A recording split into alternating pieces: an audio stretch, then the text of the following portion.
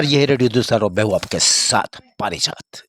जंग की बात, दुनिया की बात, दुनिया में चल रही है जंग, चल रहा है धूम-धाम, धड़ाम-धड़ाम। ईरान का हल्ला बोल चल रहा है, 13वें देश पर अब कर दिया है ईरान ने हमला। कौन है वो 13वां देश? अज़रबैजान। सबको पता है ये देश बेजान नहीं है, बहुत ज़बरदस्त देश है।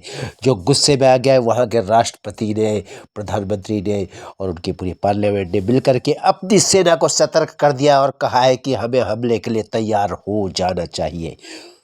चलिए आगे बढ़ते हैं। अमेरिका और ईरान के बीच जो जंग चल रही है, आसमानी जंग, उसके कारण अब समंदर धधकने लगा है। ईरान के रिवॉल्यूशनरी गार्ड्स आईआरजीसी, इसने गुरुवार को यानी कि कल, आज फ्राइडे है ना, कल फारस की खाड़ी में एक अमेरिकी ऑयल टैंकर को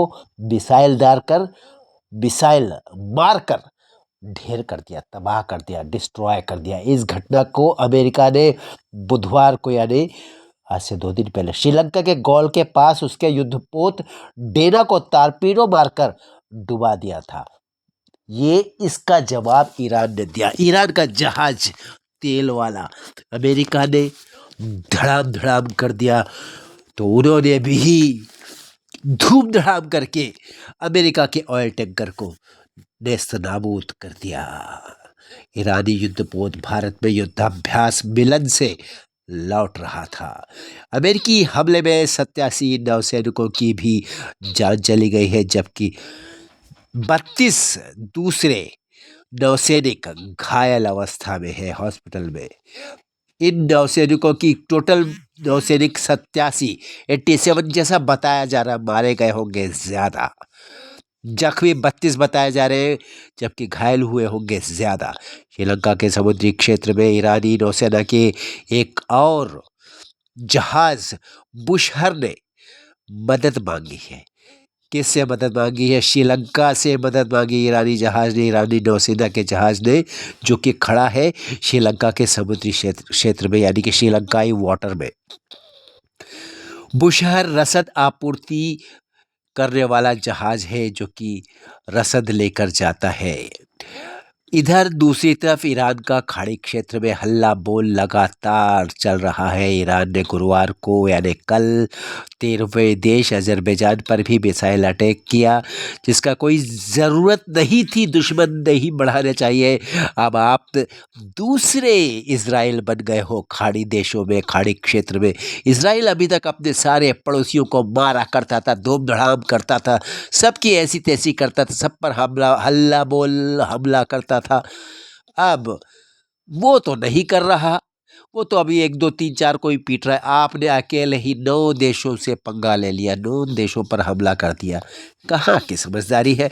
पर कोई बात नहीं, इस समय समझदारी नहीं, गुस्सा है ईरान में। जो बचे हुए लोग हैं, बचे हुए वहाँ के सियासी अफसरान हैं, जो कि वहाँ की सेना में, वहाँ के जो दूसरे सैन्य क्षेत्र है उसमें काबिज़ है, वो फैसले ले रहे हैं और अपनी सेना को और अपने मिसाइलों को अंधाधुंध चला रहे हैं आसपास के देशों में। कई सारे ओमान जैसे, जिसको स्विट्ज़रलैंड कहा जाता, खाड़ी देशों का शरीफ शांत देश, सुंदर सा प्यारा सा देश, वहाँ भी आप लगातार हमले कर रहे हैं मिसाइलों से। शहर को आप शमशान बनाने की कोशिश कर रहे हैं, ये तो ठीक नहीं है। चलिए कोई बात नहीं, हमें क्या करना है, आप जैसा करेंगे वैसा भरेंगे। जब हमला हो गया गुरुवार को अज़रबैजान पर, तो ईरान ने उसके बाद में एक बयान जारी किया, नहीं हमने हमला नहीं किया, ये पता नहीं कहीं और से मिसाइल आ गई। बहुत मासूम है ईरान के लोग, मिसाइल चला के हो जाते खामोश, कहते हमने नहीं, किसी और ने काट दी है आपके पतंग। जी जी कोई बात नहीं, समझदार दुनिया में बहुत है आपसे ज़्यादा। अज़रबैजान ने अपनी सेनाओं को अलर्ट पर रख दिया है और वो गुस्से में है, ये भी कह दिया है कि हमें हमला करना पड़ सकता है। ईरान अब तक Israel, UAE, Saudi Arab, Kuwait, Qatar, Bahrain, Oman, Jordan, Iraq, Cyprus, Syria और टर्की, जो कि अपने को तुर्की कहने लगा है, इन सभी पर हमला कर चुका है और उसका हमला चल रहा है।